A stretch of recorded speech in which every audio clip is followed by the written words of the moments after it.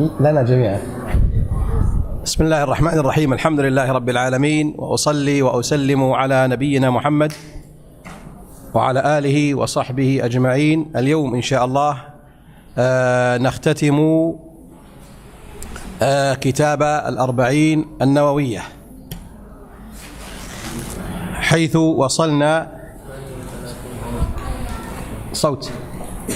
صوت ارفع الصوت.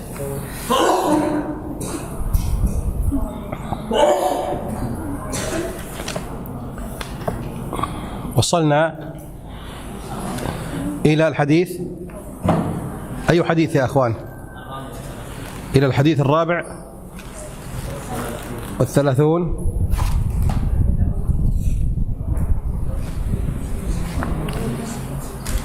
أحسنت.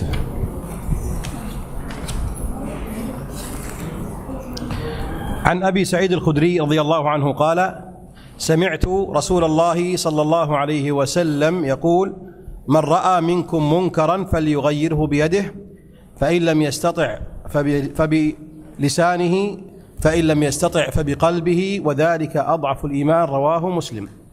من رأى منكم منكرا، من هنا من صيغ العموم، من شرطية من صيغ العموم، فتعم كل من رأى، الكبير والصغير والرجل والمرأة، الحاضر والمسافر والبادي، كلهم يدخلون في هذا الخطاب. فالله سبحانه وتعالى أمر الجميع بشرط أن يرى، قال: من رأى، فلا يختص بأحد دون أحد. فإن رأيت منكرا فإنك تنكره ولو كان الذي فعله عالما، فهذا منكر. ولا تقول ليس عندي علم وليس عندي معرفة. إذا كان المنكر واضحا بينا منكرا فإنك تنكره. هنا كلمة من، يعني لا تتحدد في أناس معينين، بل على الجميع، والذي ينكر عليه الجميع. من رأى منكم منكرا، والمنكر هو ما أنكره الشرع. من رأى منكم منكرا، المنكر ما أنكره الشرع يعني أنكره الله ورسوله. أما إذا كان في المجتمع ينكرون شيئا صوابا فهذا ليس منكر.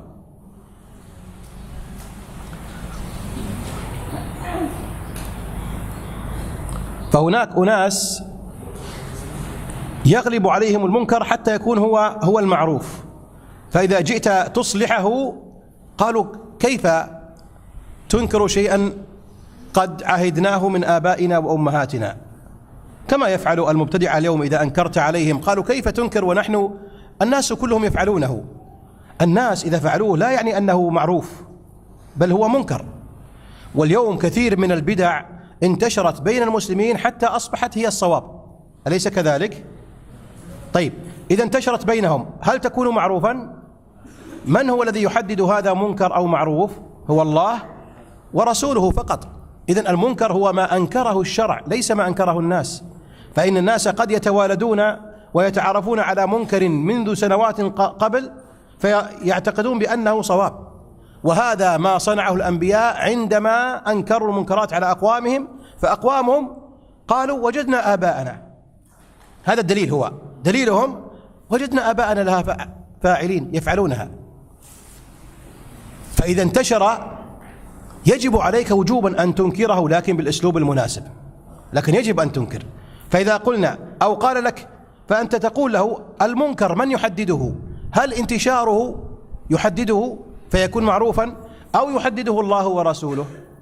فإذا قال لك يحدده انتشاره فهذا قد أخطأ خطأ كبيرا، وقد كفر بالله، لأنه جعل المجتمع شريك مع الله في تحديد المعروف وتحديد المنكر. هذا واضح يا أخواني؟ واضح؟ إذن ما هو المنكر؟ ما أنكره، أيوة، ليس المجتمع، ما أنكره الشرع. من رأى. طيب، رأى، هل لابد أن ترى؟ لو سمعت لا تنكر؟ بلى. طيب، لو قرأت كتابا أنت ما رأيت المنكر، لكن قرأت كتابا يتكلم عن منكرات ستكون وستحصل، ألا تنكر؟ إذن هنا رأى بمعنى علم، وليس بمعنى رأى بعينه. رأى يعني علم.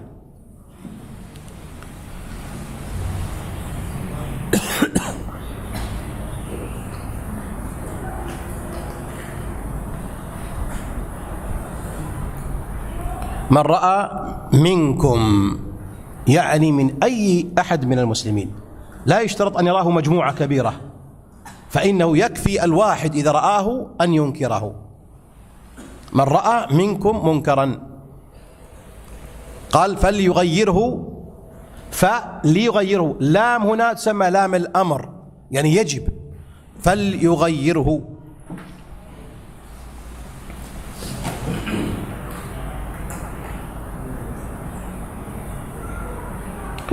ولام الأمر تقلب الفعل المضارع إلى فعل أمر. هنا فعل مضارع قلب إلى فعل أمر لاتصاله بلام الأمر، قال فل يغيره.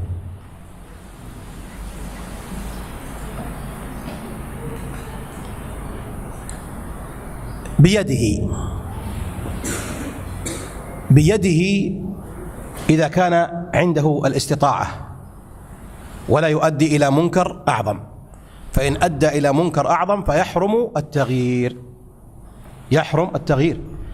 فالمدرس في فصله يستطيع، والأب في بيته يستطيع، والحاكم يستطيع، والقاضي يستطيع، والشرط يستطيعون، هؤلاء لهم صلاحية. وأنت في بيتك تستطيع، لكنك في غير مكانك إن رأيت منكرا عاما فإذا أنكرته فإنك تؤذى أو تسجن، فهنا لا تنكر. إذا لحقك ضرر أو زاد المنكر فلا يجوز أن تنكر. إذن إذا لحقك ضرر هذا أولا، أو زاد يعني يزيد، زاد المنكر، فهنا لا يجوز أن تنكر.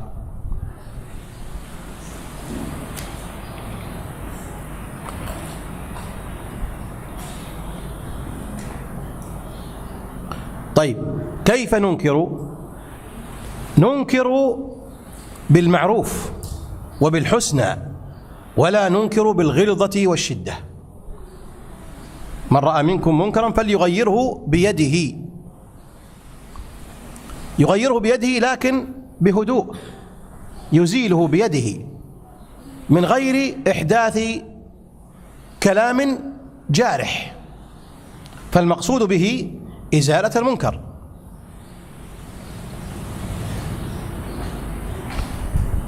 فإن لم يستطع، هنا علق التغيير بالاستطاعة، قال فإن لم يستطع، يعني إن لم تستطع أو تستطيع بأذية عليك أو تستطيع بزيادة فيه فلا تنكر.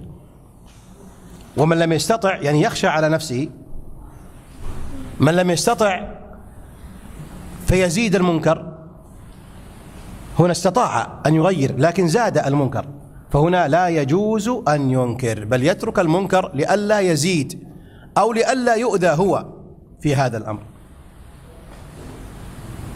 ومن غير المنكر وهو يعلم بأنه سيؤذى فقد أخطأ في ذلك، لأن المنكر إذا أنكرته فأوذيت فقد يزيد، لأنك قد أبعدت عن ذلك فتكون منبوذا في المجتمع.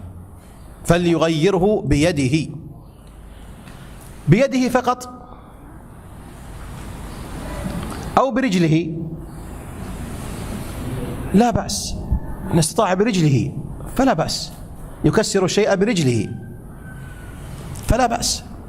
بيده أن يوقع، رئيس شرطة يأتيها أوراق فيوقع يقول افعلوا، نعم لا بأس. غيره بتوقيع ليس باليد بل بتوقيع ذلك، أو بحركة فيقول، يسألون الحاكم هل نغير كذا، فيقول غير أو لم يغير، غير أو لم يغير، غير. بيده أو برأسه؟ برأسه. فهنا بيده لأنه هو الغالب، بيده هو الغالب.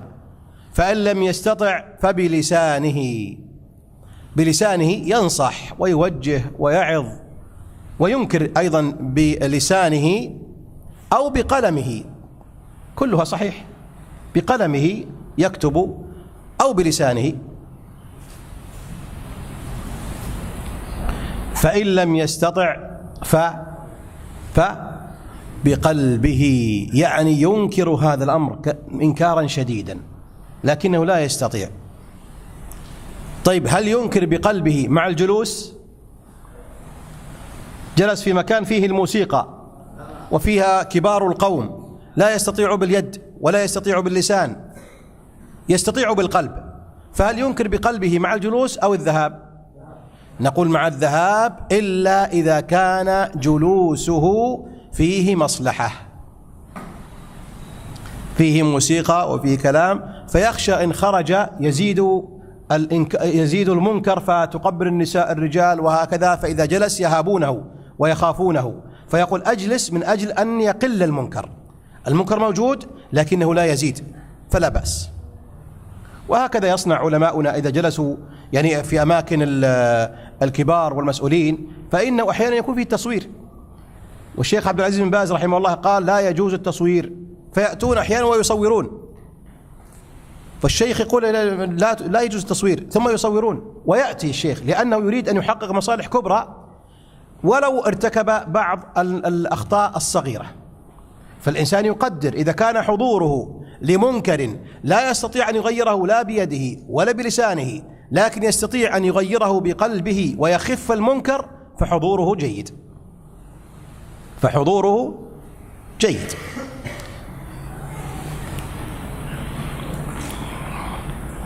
وذلك يعني الإنكار بالقلب أضعف الإيمان، لأن صاحبه ضعيف، ليس عيبا فيه، ليس عيبا فيه، فأحيانا يكون المجتمع يقوده السيئون ويحب أن ينكر لكن لا يستطيع، فلا يعني أن إيمانه في قلبه قليل، لكن لأن الإيمان في العموم ضعيف، وليس معنى ذلك أن إيمانه ضعيف. قال وذلك أضعف ما يستطيع الإنسان عليه، أقل ما يستطيع أن يقدم ينكر بقلبه، ولو كان إيمانه قويا فإنه لا يستطيع أن يغير لا بيده ولا بلسانه، فيغيره بقلبه. الحديث الذي يليه الحديث 35 عن أبي هريرة رضي الله عنه قال قال رسول الله صلى الله عليه وسلم لا تحاسدوا. الحسد تمني زوال النعمة عن الغير، هذا هو الحسد، تمني زوال النعمة عن الغير.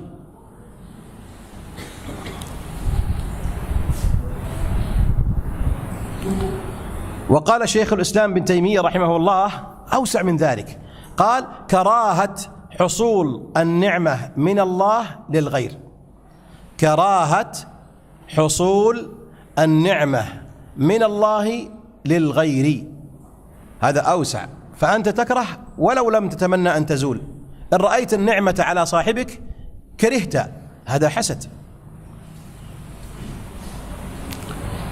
أحسنت يا فلان، إجابتك جميلة وجيدة، فأنت تقول تكره، لماذا المدرس يمدح هذا الطالب؟ تكره هذا الشيء، هذا حسد.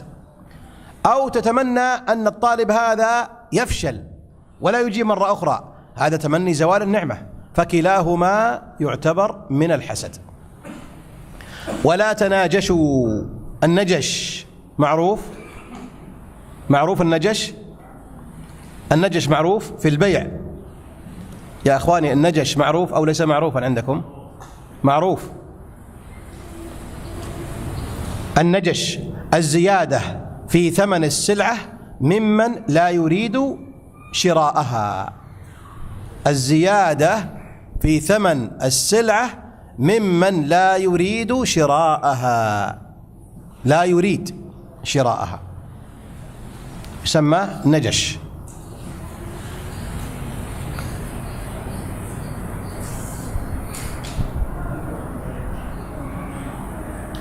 ولا تباغضوا. من البغض والكراهية. لا يبغض مسلم مسلما، لا يكره ويبغض مسلم مسلما. إن تخاصم أحيانا وكرهه فله أن يكره 3 أيام فقط ثم يعود إليه. ولكن أحيانا قد تقابل إنسانا فتجد من قلبك انصراف وعدم محبة، هذا لا بأس، هذا شيء من الله سبحانه وتعالى. فلان تحترمه وتقدره لكن لا تحبه وتكره إذا رأيته، هكذا من الله، هذا لا بأس. يقول عليه الصلاة والسلام: اللهم إن هذا قسمي فيما أملك فلا تلمني فيما تملك ولا أملك.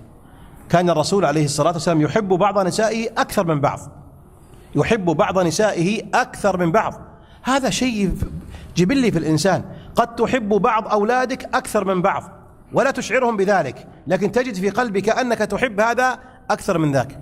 أصدقاؤك تحب بعضهم أكثر وتكره بعضهم، لا تحب أن تجلس معه، ينقبض قلبك لكنك لا تؤذيه، هذا ليس باختيارك، هذا من الله.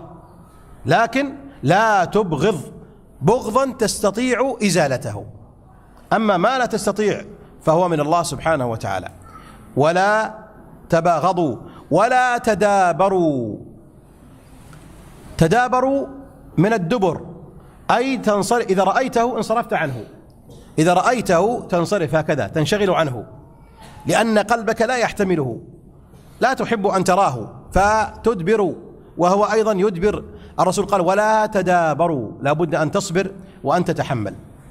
وقيل أيضا التدابر بالأفكار والأقوال، فأنت رأيك غير رأيه، وكلما اجتمعنا للنقاش سبحان الله أنت وأنا بالذات كل واحد منا يخالف الآخر بالرأي، وأنا أصبر ماذا تقول ثم آخذ الرأي الثاني، هذا يسمى أيضا تدابر، يعني أن تختلف معه بالقصد، تقصد ذلك. أما إذا لم تقصد فليس هناك رأي دائما مشترك بالجميع، أليس كذلك؟ لابد يكون أحيانا بعض آرائك أوافقها وبعضها لا أوافق، يستحيل أن تجد 2 دائما متفقين بالرأي، حتى الزوجين، حتى الأب والابن والأم والبنت والأم والابن والأب والبنت يختلفون لابد. لكن التدابر المنهي عنه التدابر المقصود، تقصد مخالفة زميلك. واضح يا إخواني؟ هذا معنى ولا تدابروا، أي بالأفكار المقصود أن تخالفه، وإنما المخالفة لا بأس بها، لكن ليس دائما تكون مخالفا له. قال: ولا تدابروا ولا يبع بعضكم على بيع بعض. لا يبع بعضكم على بيع بعض. أنا اشتريت منك مثلا كتاب ب10,000 روبية، فيقول صاحب المحل الثاني يقول: لا أنا عندي بأقل، تعال. حرام.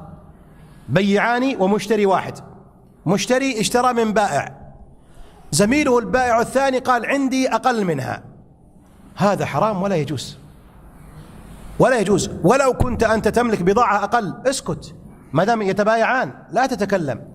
فإذا قال لا أريد وجاء إليك فأعطه السعر الأقل، لا بأس، لكن أنت لا تبع على بيعه، يعني لا تستعجل وتقول أو تريد أن تكسب ذلك الزبون، فإن هذا حرام ولا يجوز.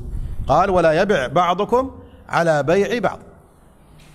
وكونوا عباد الله إخوانا. كونوا عباد الله يعني يا عباد الله، هذه جملة اعتراضية، جملة معترضة، أصلها وكونوا إخوانا يا عباد الله. كونوا إخوانا يا عباد الله. المسلم أخو المسلم، ما قال المؤمن، بل حتى المسلم الذي عليه معاصي فهو أخوك. إذا رأيت شخصا يدخن ويحلق اللحية ويقصر في صلاته فهو أيضا أخوك، سلم عليه وابتسم في وجهه، فهو أخ لك.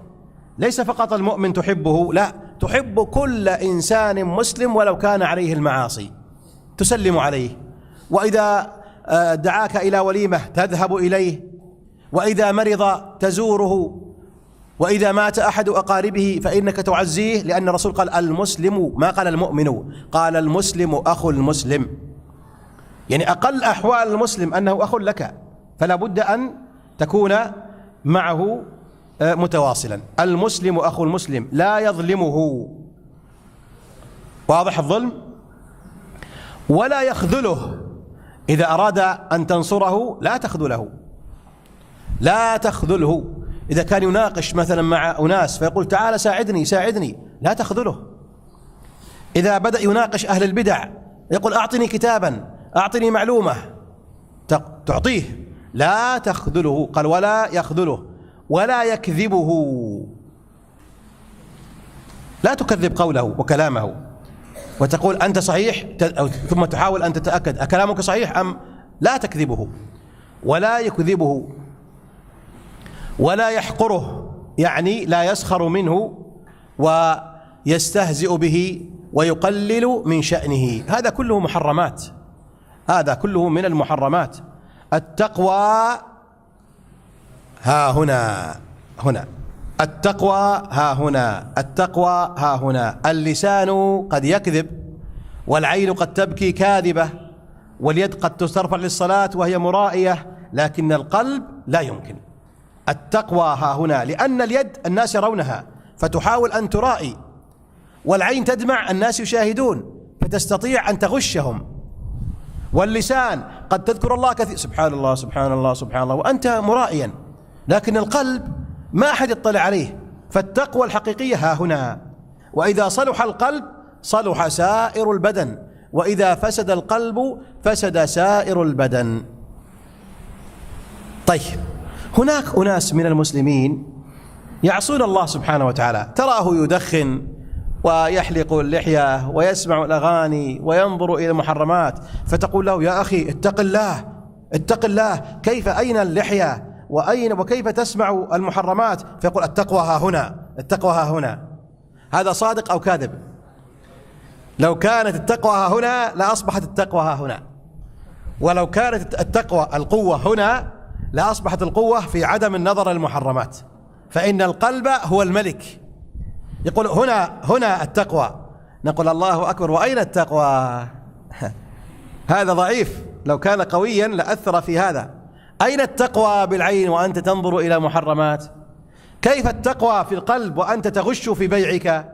كيف التقوى هنا وأنت أيتها المرأة تتبرجين وتضعين الطيبة وتمشين أمام الرجال وتقولين التقوى ها هنا؟ لا، ليس كذلك. فالتقوى ها هنا يعني القلب الحي لا بد أن يؤثر في الجوارح. كيف نعرف ضعف القلب؟ نقول بالجوارح. إذا رأينا القدم لا تقوده إلى المسجد فإن هذه التقوى ضعيفة. إذا رأينا اليد لا تسبح وتقوم بالصلاة وتعطي المساكين، نقول اليد هذه ضعيفة، تقواها ضعيف لأن القلب ضعيف.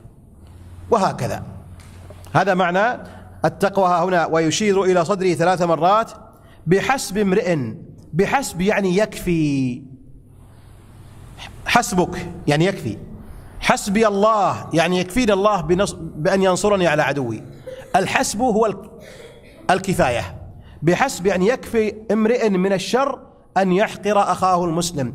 أنت إذا حقرت أخاك المسلم فيكفيك الشر الذي وجد فيك، يعني فيك شر عظيم جدا نشأ من احتقارك لأخيك المسلم، يكفيك عقوبة هذا الشر فقط، فكيف إذا جاء معه الشرور الأخرى؟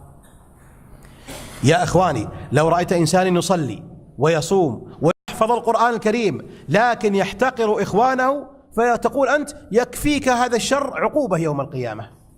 حتى الصلاة والصيام نعم تؤدي بك إلى الجنة، لكن قبل ذلك ستحاسب عن ذلك الشر الذي أصبته باحتقارك لإخوانك المسلمين. بحسب يعني يكفيك لو تأتي إلى الله ليس عندك أي شر إلا شر احتقار الأخ، هذا يكفيك بالعقوبة. إنسان مؤمن صالح طيب عالم لكنه يحتقر يترفع عليهم، إذا رأى الفقراء لا ينظر إليهم، إذا جاء الناس العوام يريدون أن يسلموا عليه يقول هكذا، وإذا جاء أهل الدنيا قام إليهم وفزع من أجلهم هذا احتقار. يا أخوان، هذا العالم يكفيه من الشر لو كان لا يدخن ولا يزني ولا يشرب الخمر، ولكنه عالم لكنه يحتقر، نقول يكفيك هذا الشر. يعني هذا الشر عظيم جدا، عظيم، لا تسلم من عقوبة الله يوم القيامة. قال: بحسب امرئ من الشر أن يحقر أخاه المسلم.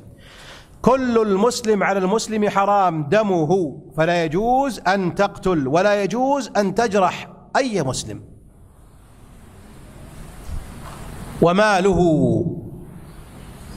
ماله عندك كتاب ب5,000 ربية، فلما جاء قلت ب10,000، حرام عليك. ماله الزائد هذا حرام عليك. تأتي بسيارة وتقول سيارتي جيدة، فيقول ليس فيها عيب، تقول لا ليس فيها عيب. بكم؟ تقول بكذا.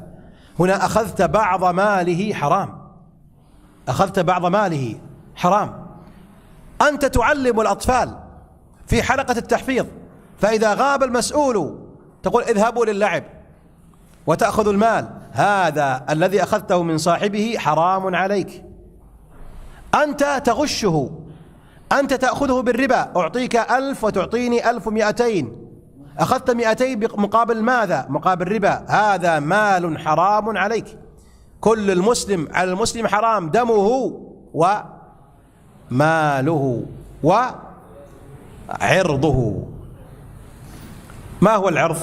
هو الشرف. تتكلم تقول هذا البيت عندهم بنت ليست جيدة، هكذا تصنع، هذا تكلمت في عرضه. هذا الإنسان يسافر إلى الخارج ويذهب، لا ندري أين يذهب، تكلمت في عرضه. تكلمت في عرضه. عنده التلفزيون في البيت، يشاهد مع أبنائه الأشياء السيئة، تكلمت في عرضه. فإن هذا حرام ولا يجوز. أرى فلان يخرج بالليل ولا أدري أين يذهب، لا أدري أين يذهب، هذا اتهام، هذا أيضا كلام في عرضه. رأيت 2 يمشيان، هؤلاء لا أدري ماذا يصنعون، يعني لعل خلفهم شيء ليس جيدا. حرام عليك، هذا اتهام في عرضه. قال حرام، قال وعرضه. كل المسلم على المسلم حرام دمه وماله وعرضه. رواه مسلم.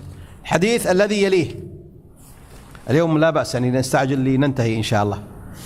عن أبي هريرة رضي الله عنه قال: من نفس عن مؤمن كربة، نفس يعني وسع، نفس يعني وسع، عن مسلم كربة من كرب الدنيا نفس الله عنه كربة من كرب يوم القيامة. عنده مشكلة فتنفس عنه، هذه كربة. يا أخوان، الكرب لا تنتهي، الكرب لا يمكن أن تنتهي، المضايق والمشاكل لا يمكن أن تنتهي. من نفس عن أخيه كربة، قام ليذهب للدراسة فوجد أن السيارة قد تعطلت، هذه كربة، أليس كذلك؟ تقول اركب معي اركب معي، تمشي في الطريق فتجد أن سيارته الإطار قد فسد، فتقف معه وتساعده، نفست عنه كربة من كرب الدنيا. ابنه مريض وليس عنده سيارة، فيتصل عليك بالليل وتقوم وأنت نائم، تقول هيا مشينا. والله يا أخوان، أن هذه تنفيس كربة. من نفس عن مسلم كربة من كرب الدنيا البسيطة، الله ينفس عنك كربة من كرب يوم القيامة. فهذا إثبات على أن هناك كرب عظيمة يوم القيامة تزال بكربة يسيرة في الدنيا. فأنت استغل الفرصة، ساعد إخوانك، بادر بذلك. أنت في الحي تقول أيها الإخوان أيها الحي أنا مستعد، أي كربة أستطيع ابدأوا بي أنا أولا. أي كربة أيها الحي تريدون وأستطيع بليل أو بنهار ابدأوا بي أنا أولا، أريد ذلك. يا سلام، والله يا أخي أن هذه الكرب التي تنفسها لو لم يكن معك إلا هي فقط، من غير صدقات ليس عندك ولا عندك علم كثير، لكن عندك حب نفع المسلمين، والله سترى ذلك ليس في النار أو الجنة، لا، قبل ذلك، قبل ينفس عنك يوم القيامة، أول ما تقوم من قبرك يأتيك الكرب، تنفرج واحدة وثانية وثالثة بقدر ما نفست عن المسلمين في الدنيا. فكلما تزيد أنت تنفيسا الله يزيد لك تنفيسا يوم القيامة. فهنيئا لمن عرض نفسه لإخوانه المسلمين في تنفيس الكرب. طيب لو كان جارك خمارا يشرب الخمر ويسمع الأغاني وسيء ولا يصلي إلا في البيت ولا يصلي في المسجد، ثم أصابته كربة، هل تساعده؟ نعم، لأن الرسول قال من نفس عن مسلم، ما قال عن مؤمن، مسلم، والمسلم هو من فعل المعاصي العظيمة لكنه لم يشرك بالله فهو مسلم، وهذا نساعده، بالعكس قد يتأثر بنا ثم يستجيب ويستقيم، فتكون لك أجر التنفيس وأجر استقامته. فكلما صلى في المسجد تكتب لك، وكلما صام تكتب لك، وكلما قرأ القرآن، لأنك أنت المتسبب في هدايته بتنفيس الكربة التي كان يظن بأنك لا تنفسها لأنه عاصي هو، فيظن أن معصيته سوف تمنعك من تنفيس الكربة. فما أعظم يا أخوان أن تنفس عن الكرب عن كل مسلم، ولو كان عدوا لك، ولو كان جارك يؤذيك أذية ويتكلم عليك ويقول أنت يا متزمت، أنت يا متشدد، أنت يا كذا، اصبر. فإذا جاءت الكرب هذه من أفضل الأشياء التي تهديها إليه. الذي عدو لك ادفع بالتي هي أحسن، فإذا الذي بينك وبينه عداوة كأنه ولي حميم. فإذا الذي بينك وبينه عداوة، بينك وبينه عداوة كأنه ولي حميم. لماذا؟ لأن الله قال ادفع بالتي هي أحسن. يقابلك بالإساءة فتقابله بالإحسان. كونوا كالشجرة يرميها الناس بالحجارة فترميهم بالثمرة. كونوا مع الناس كالشجرة يرمونها بالحجارة فترميهم بالثمرة. ادفع بالتي هي أحسن، ادفع لعدوك، جازه بالإحسان لمن أساء إليك. كونوا كالشجرة يرمونها الناس بالحجارة فترميهم بالثمرة. يا أخوان هذه عظيمة جدا. الإنسان يحاول أن يقدم المعروف لمن أساء إليه.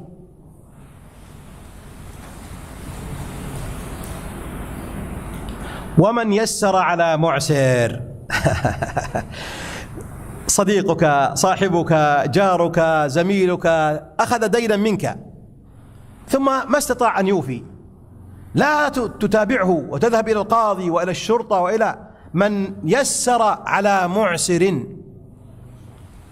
طيب هو ليس عليه دين لك، عليه دين للآخرين، والآخرون يأتون إلى بيته ويطرقون أين المال أين المال؟ أعطهم، يسر، قل أنا أعطيكم، وأنت يا صديقي إن شاء الله إن جاءك بعد ولو بعدين تعطيني مالي. هذا يسمى تيسير. ومن يسر على معسر. في الأولى من نفس كربة، هذا في الشر، في المصائب، في إزالة الخطر. أما هذا يسر على معسر في الخير، في الأول في الشر، الثاني في الخير، والجزاء في الخير أعظم من الجزاء في الشر. نفست عنه كربة يعني دفعت عنه مصيبة، لكن هنا يسرت عليه خيرا، فيكون الأجر ليس فقط في الآخرة بل في الدنيا والآخرة. قال ومن يسر على معسر يسر الله عليه في الدنيا والآخرة. فوق قال نفس الله عنه كربة من كرب يوم القيامة، ما قال نفس الله عليه في الدنيا والآخرة، قال نفس عليه فقط كربة في الآخرة. بينما تيسير المعسر قال يسر الله عليه في الدنيا والآخرة. ومن ستر مسلما ستره الله في الدنيا والآخرة. من ستر مسلما، مسلم يعصي فرأيته، ماذا تصنع؟ مسلم يشرب الخمر ويختفي، مسلم رأيته يزني وهو مختفي، مسلم يسمع الأغاني وهو مختفي، ما أحد يعلم به، لا أهله ولا من حوله. فماذا تصنع؟ أحوال ثلاثة. أحوال العاصي ثلاثة: إن كان ليس من عادته فهنا يجب عليك وجوبا أن تستر. إن كان ليس من عادته ولكنه فعل المعصية ضعفا فيجب عليك أن تستر عليه، يجب لا تخبر أحد إطلاقا، انصحه لكن لا تخبر أحدا.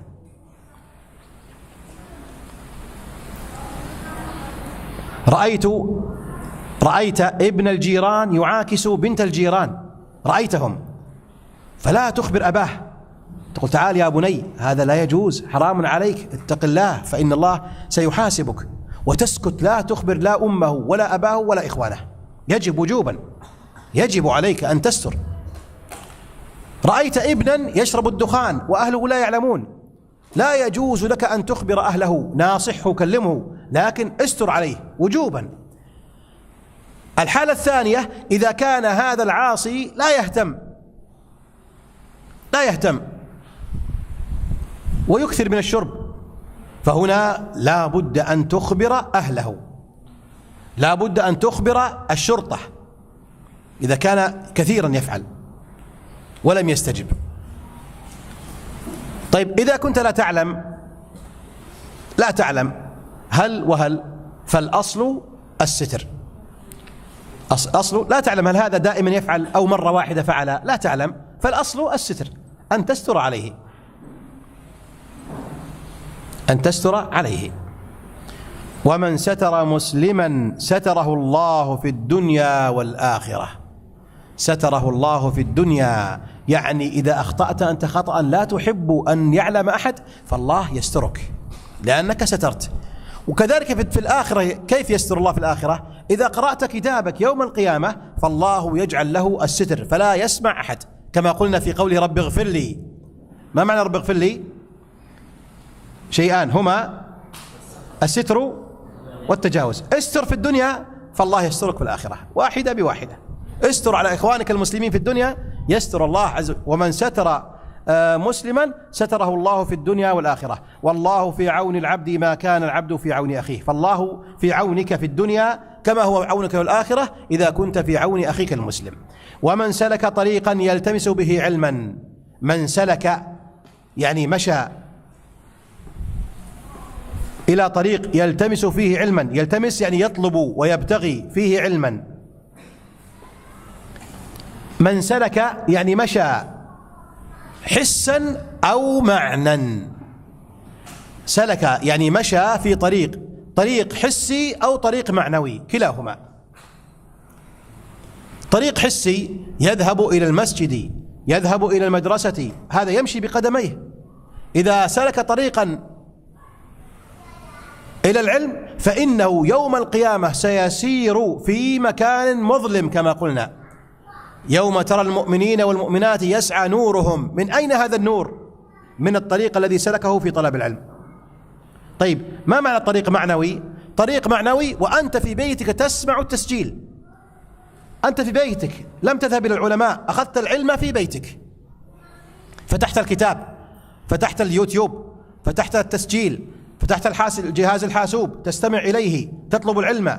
هذا أيضا سلوك طريق ليس حسيا، ما ذهبت، يسمى طريق معنوي. كلاهما نفس الأجر والثواب عند الله سبحانه وتعالى. فاطلب العلم ولو في بيتك.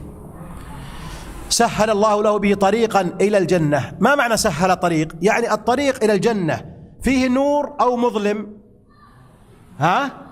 مظلم. قبل النار يوجد ظلام دامس، هذا الظلام نوره العلم في الدنيا، نوره العلم في الدنيا، كما قال عز وجل يوم يقول المنافقون والمنافقات للذين آمنوا انظرونا نقتبس من نوركم قيل ارجعوا وراءكم فالتمسوا نورا. يعني فيه نور يوم القيامة وفيه نور في الدنيا. نور الدنيا هو العلم والصلاة العلم والعمل، هو العلم والعمل. وما اجتمع قوم، الله أكبر، نحن الآن نطبق هذا. وما اجتمع قوم في بيت من بيوت الله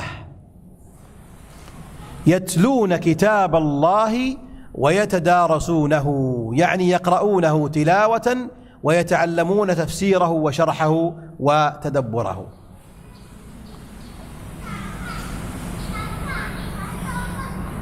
هل لابد أن يكون القرآن الكريم قراءة؟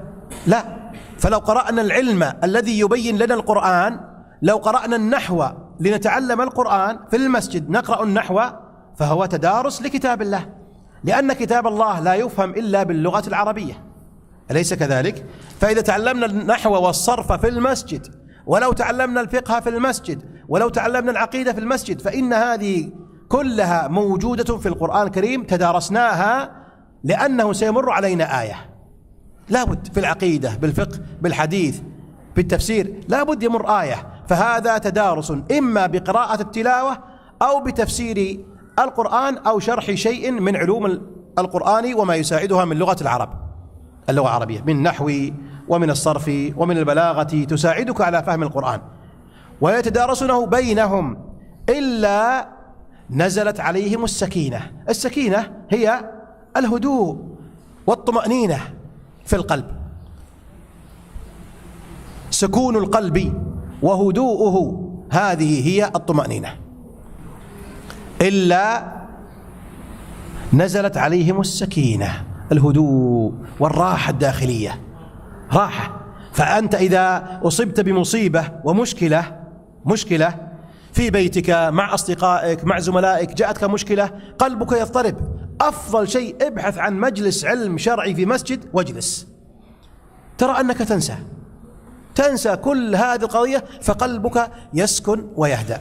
مثل الماء إذا تحرك، فإذا تركته يبدأ يهدأ إلى أن يهدأ الماء. كذلك القلب إذا تحرك منزعجا، أفضل علاج له طلب العلم، تجلس. ولهذا يا أخوان، الذي يطلب العلم لا يصاب بالأمراض النفسية، لا يصاب بالاكتئاب، لا يصاب بقلق القلب، لا يصاب بالخوف عند المصيبة. تأتي مصائب بلا شك، المصائب إذا جاءته فإن قلبه هادئ.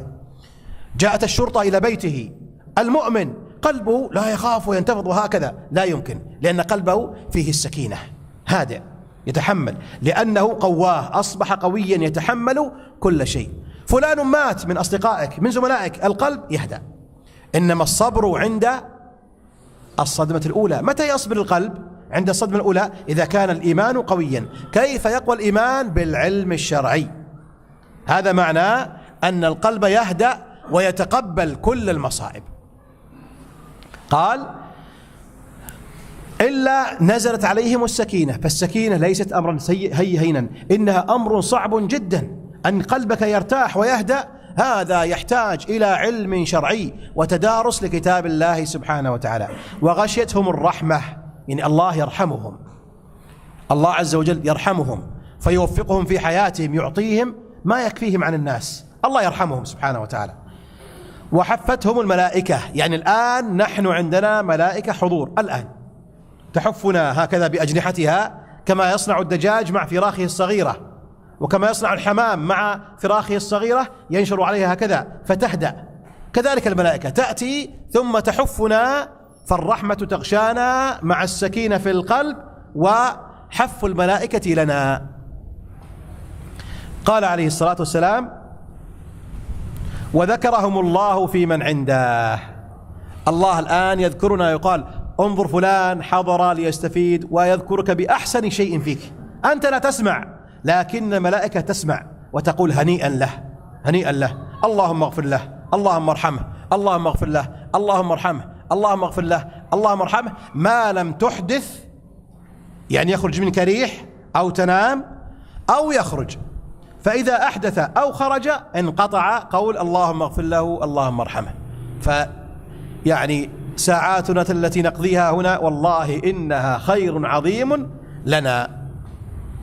ومن بطأ به عمله لم يسرع به نسبه. لو كان أبا لهب، أليس من هاشميا قرشيا أبو لهب، أين مصيره؟ نار جهنم. نسبه كبير لكن ليس له عمل، فعمله إذا كان ضعيفا فإنه لا يقدمه إلى الجنة.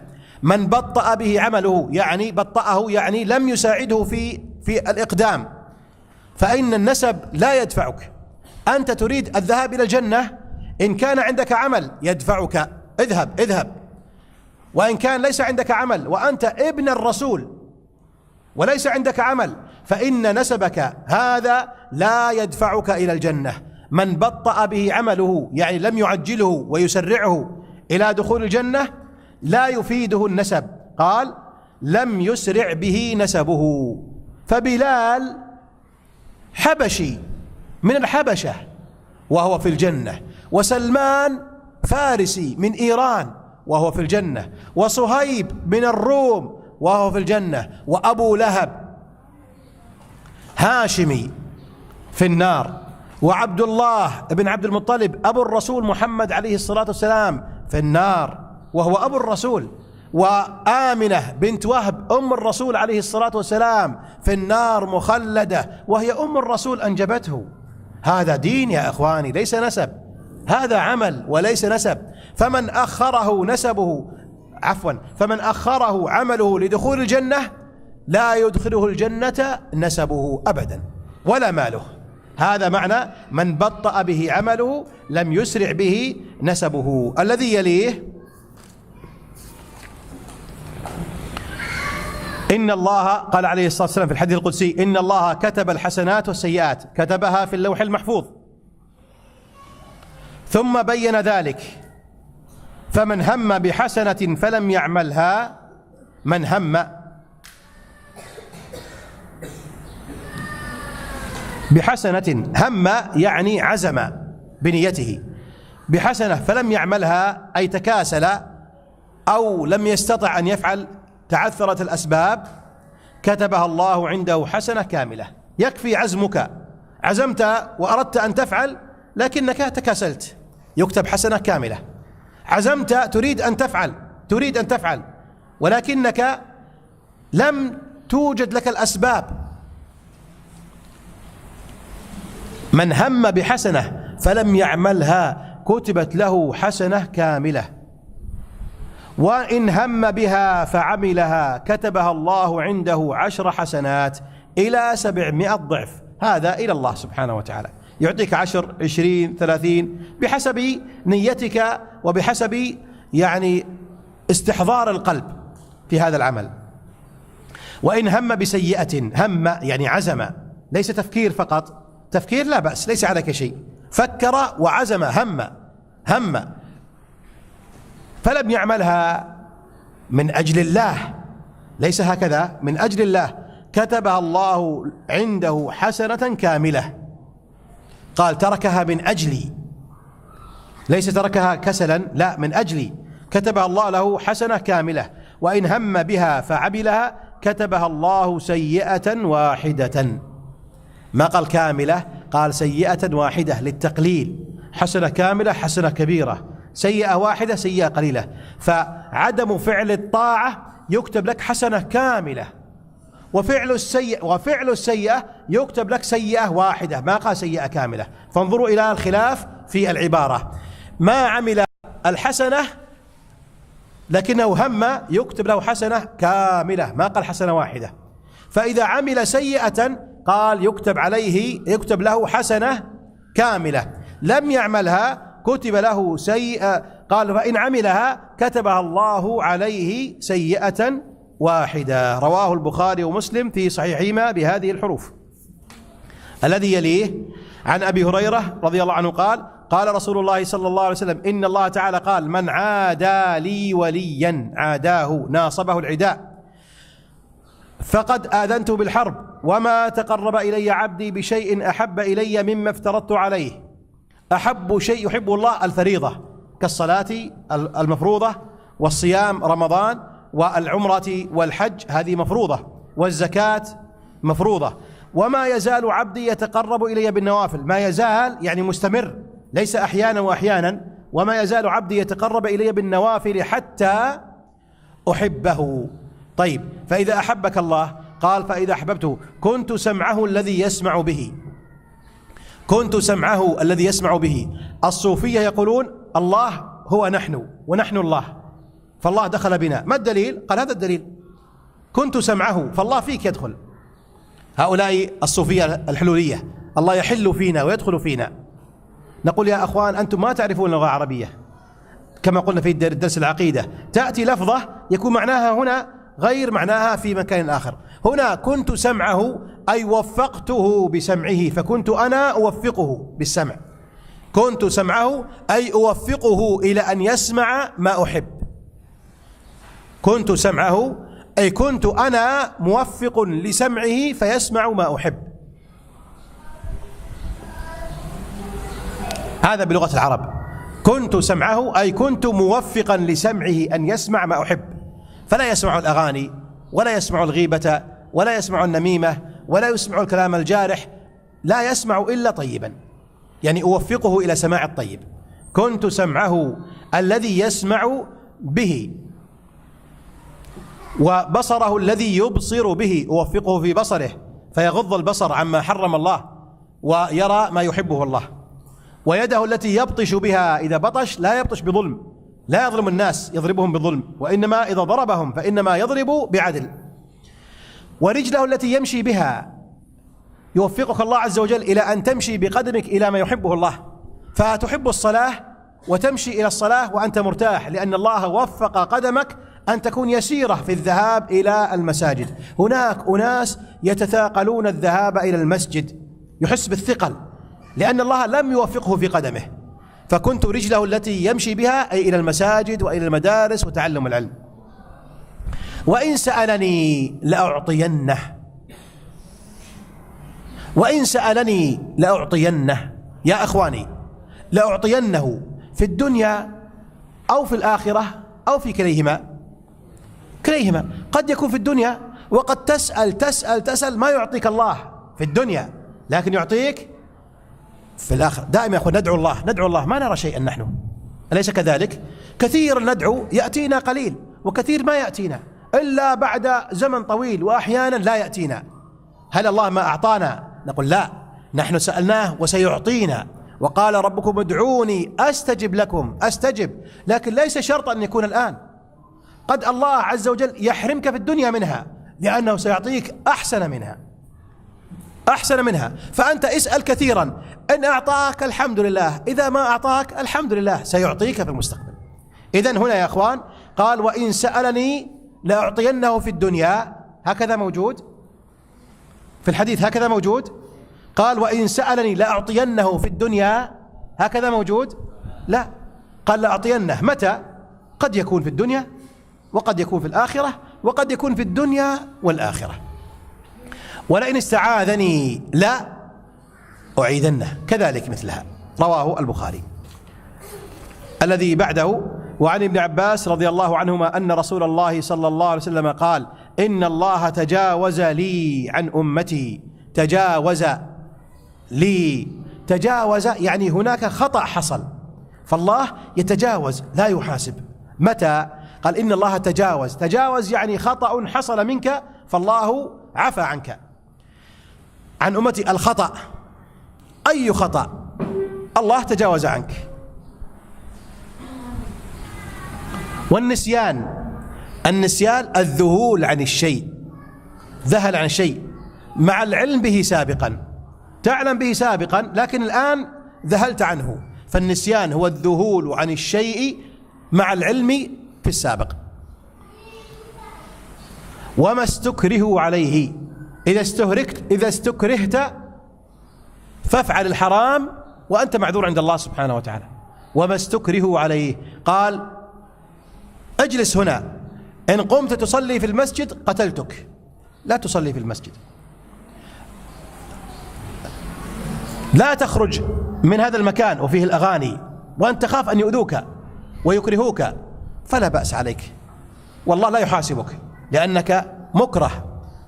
لو قيل تعال أنت تسب الصوفية، كيف تقول الصوفية على خطأ وضلال وأنت خائف منهم؟ هل تسبهم؟ تقول لا أسبهم. ماذا تقول؟ أقول الصوفية جيدة. يجوز أو لا يجوز؟ يجوز لأنك الآن مكره أنت، فالله تجاوز عنك كل خطأ نشأ من الإكراه، فأنت معذور عند الله سبحانه وتعالى. الذي يليه قال أخذ رسول الله صلى الله عليه وسلم بمنكبي، يعني هكذا مسكه هكذا، الرسول يضع يديه هنا، وضع يديه على عبد الله بن عمر هكذا، وقال عليه الصلاة والسلام: كن في الدنيا كأنك غريب أو عابر سبيل. كن في الدنيا كأنك غريب أو عابر سبيل. ما الفرق بينهما؟ الغريب يبقى طويلا ثم يذهب، وعابر السبيل يبقى قليلا ثم يذهب.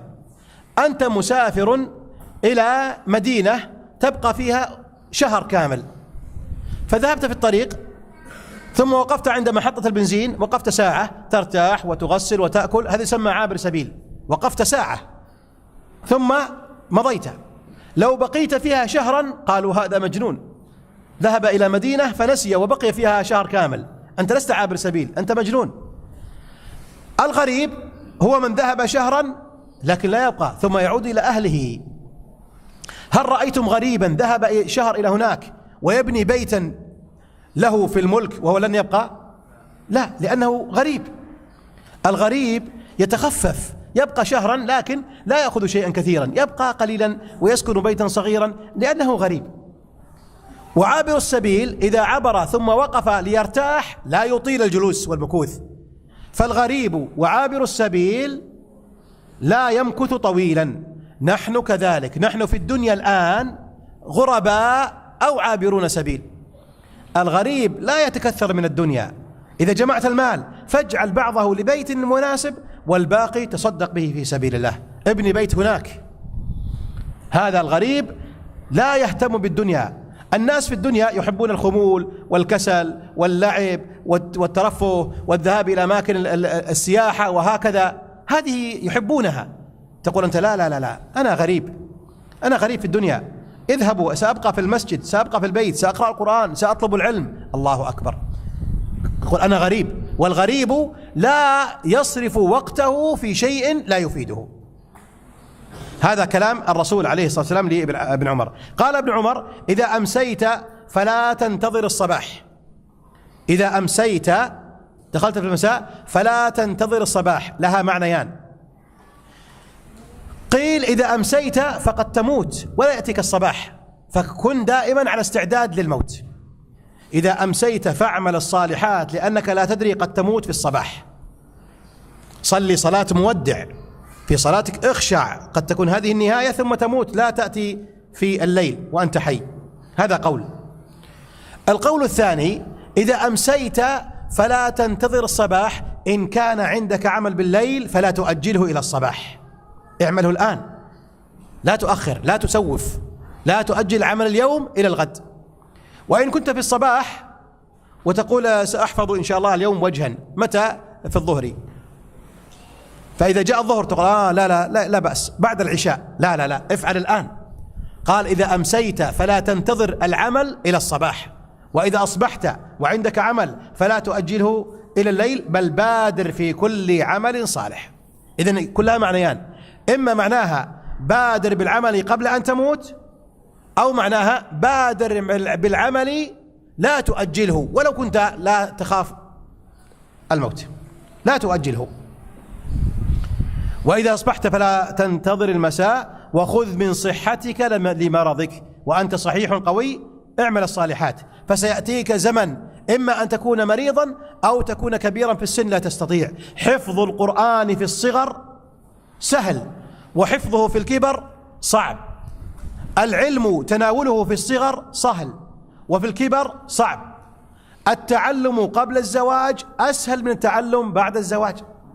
التعلم وأنت في بلدك أسهل من التعلم إذا سافرت وانشغلت. فخذ من صحتك ومن فراغك ومن قوتك قبل أن يأتيك عارض كالمرض والسفر والتعب والكبر وغيرها. واضح؟ فخذ من صحتك وقوتك ونشاطك وقوة حافظتك قبل أن لا تستطيع أو تنشغل. والذي لم يتزوج يسارع في حفظ القرآن، والذي لم يبلغ بعد يسارع في حفظ القرآن قبل أن ينشغل، فالإنسان كلما يكبر تزداد مشاغله، أليس كذلك؟ لكن لو كبر هل يستطيع أن يتعلم أو لا يستطيع؟ نقول نعم يستطيع أن يتعلم علما كثيرا. متى؟ إذا نظم وقته، إذا نظم وقته. ومن حياتك لموتك. الذي يليه قبل الأخير قال عليه الصلاة والسلام: لا يؤمن أحدكم حتى يكون هواه تبعا لما جئت به. هذا الحديث فيه كلام، أكثر العلماء على أنه ضعيف، أكثر أهل العلم على أن هذا الحديث ضعيف الإسناد صحيح المعنى، ضعيف الإسناد ولكن معناه جاء في آيات وأحاديث، فهو ضعيف الإسناد صحيح المعنى، ضعيف الإسناد صحيح المعنى. ما معناه الصحيح؟ معناه أن الإنسان قد يهوى شيئا لا يحبه الله ورسوله، وقد يكره شيئا ويحبه الله ورسوله.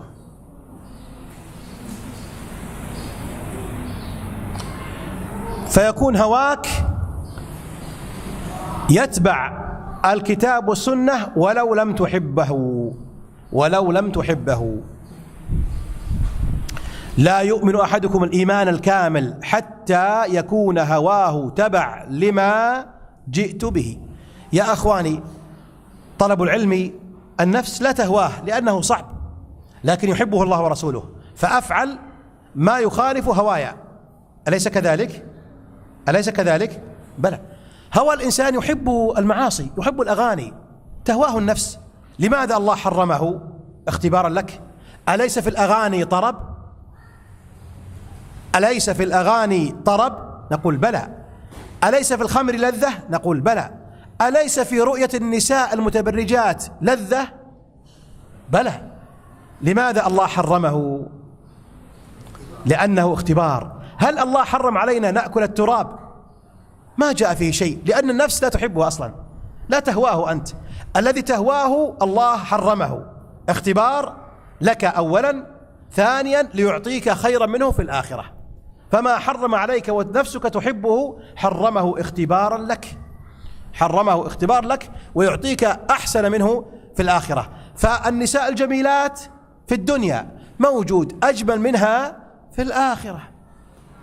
الزنا محرم، الزواج في الدنيا موجود، وإن لم تتزوج فالزواج في الآخرة لكل أحد، لا يوجد أعزب في الجنة.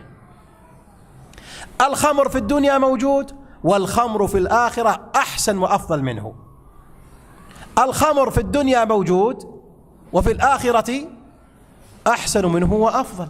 فالله عز وجل يجعل هواك تبع، لا تجعل هواك تبع لك، اجعله تبع لله ورسوله. يؤذن المؤذن لصلاة الفجر وأنت متعب، هواك يقول نم، والله يقول ورسوله قم. فهواك إذا تبع نفسك هلكت، وإذا كان هواك تبع لما يحبه الله ورسوله فإن هذا غنيمة. يا أخوان، حفظ القرآن الكريم صعب، ونفس لا تحب الجلوس، فخالف هواك تبعا لما جاء به الله عز وجل ورسوله فإنه على خير. وأحيانا قليلة هواك وما يحبه الله ورسوله سواء. فوطء الزوجة تحبه النفس، أليس كذلك؟ والله أذن لك ويعطيك الأجر، فيقول من وطأ زوجته أعطيه الأجر. الإنسان سيطأ الزوجة لو لم يكن هناك أجر وثواب، أليس كذلك؟ ومع ذلك توافق هواك وهو الذي يحبه الله ورسوله. سبحان الله العظيم. انظر إلى هذا الفضل. فالهوى أحيانا تبع لما جاء به الله ورسوله، وأحيانا في عكس ما يحبه الله ورسوله. الحديث الأخير الذي به نتم هذا الكتاب في هذه الدورة المباركة، الحديث 42. عن أنس رضي الله عنه قال: سمعت رسول الله صلى الله عليه وسلم يقول: قال الله تعالى: يا ابن آدم إنك ما دعوتني ورجوتني غفرت لك على ما كان منك ولا أبالي. إنك ما دعوتني، يعني كلما دعوتني ورجوتني غفرت لك على ما كان منك، يعني من غير الشرك، على ما كان منك ولا أبالي. أما الشرك فلا بد من توبة. سبحان الله، انظر إلى مغفرة الله العظيمة. إذا جاء الإنسان قلقا مضطربا خائفا من الله، فالله عز وجل يغفر له عز وجل ولا يبالي. يا ابن آدم لو بلغت ذنوبك عنان السماء. ما معنى عنان السماء؟ يعني أعلى السماء، ذنوبك من هنا إلى السماء أعلاها. لو كانت ذنوبك هكذا ثم استغفرتني غفرت لك كل هذه الذنوب. فالله عز وجل لا يعجزه شيء. أي إنسان عاصي معصية قوية شديدة ويأتي ويقول فعلت وفعلت وفعلت وقتلت وأكلت الربا وزنيت وشربت الخمر وفعلت، فتقول أبشر أبشر أبشر أبشر، فإن ذنوبك تغفر إذا كنت نادما مقبلا على الله سبحانه وتعالى، ولو كنت تفعل كل شيء وفي كل يوم. يا ابن آدم إنك لو أتيتني، يعني سنقدم على الله، بقراب الأرض خطايا، بقراب يعني ما يقاربها وزنا وحجما، بقراب يعني ما يقاربها، يعني ما يماثلها في وزنها ثقيل وحجمها كبير. بقراب الأرض خطايا يعني خطايا ثقيلة جدا كوزن الأرض ثقل، ثم لقيتني لا تشرك بي شيئا لأتيتك بقرابها مغفرة، يعني بوزن هذه الأرض وثقلها وحجمها مغفرة. هذا يا إخوان يسمى هذا الحديث حديث الرجاء. حديث الرجاء. يا أيها الإنسان مهما أخطأت كثيرا، حتى لو لم تتب وفعلت المعاصي الكثيرة من غير توبة لكنها دون الشرك، فإن الله قد يعفو عنها جميعا، يسمى رجاء. لكن هناك أحاديث أخرى خوف، فتعيش بينهما، لا تكون دائما رجاء ولا تكون دائما خوف، بل بين الخوف والرجاء. جاء إنسان عاصي معصية كثيرة وخائف فنؤمنه، نقول خذ الرجاء. جاء إنسان كثير العمل الصالح وعنده الرجاء كبير فنخوفه، نقول انتبه قد تكون في رياء، قد يكون سمعة، فهكذا نصنع. جاء مقبلا خائفا نعطيه الرجاء. جاء وهو معجب بنفسه معجب بعمله، يرى بأنه قد حفظ القرآن وأنه يصلي ويقوم الليل، ففي داخله يرتاح هكذا ومبسوط، نقول نعطيه ماذا؟ نعطيه أحاديث الخوف، يعني سياسة، كيف تسوس، يعني تعامله ليكون متزنا. مقبل نهدئه، خائف نعطيه أحاديث الرجاء. وصلى الله وسلم على نبينا محمد وعلى آله وصحبه أجمعين. وهذا هو يوم الجمعة، نكثر من الصلاة والسلام على النبي صلى الله عليه وسلم.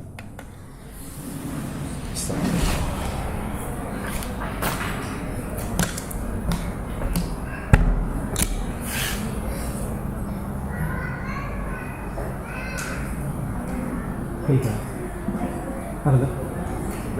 أغلق؟ أغلقته؟ كيف الصوت واضح؟ الماوس ها؟ واضح.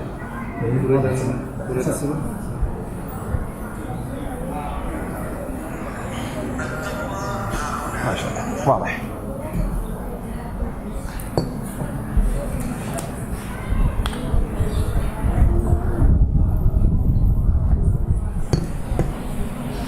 الشيخ خالد قال في درس الآن ولا راح لكم؟